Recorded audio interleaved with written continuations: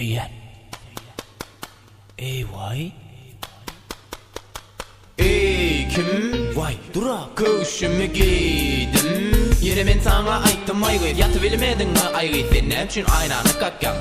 Hayran kalaymanla telefonu çan gedeymeler. Bilyen sensiz onu bilmeyeceğimi, beyler bana bilmeyeceğimi, sensiz gidebilmeyeceğimi. Gelin mi? Aylenen gördündün, hanonla gittik. Aylenen'inki yerlendin. Neme kızın tuttu mu? Onu neme gülen özün? Sen dur bilmedin mi canım? İsteyen mi?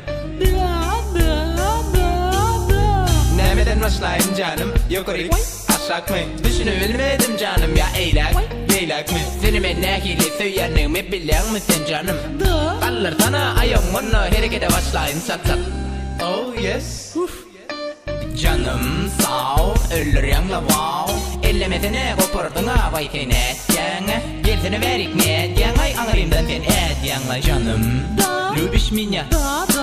Aylanayım sen demmelinden yaman ervetten yen seninden. Görebileme, bileme, edebileme onna men nemedin.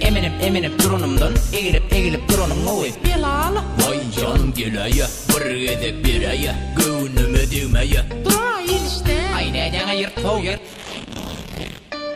Bu şeyde yüreğim bola.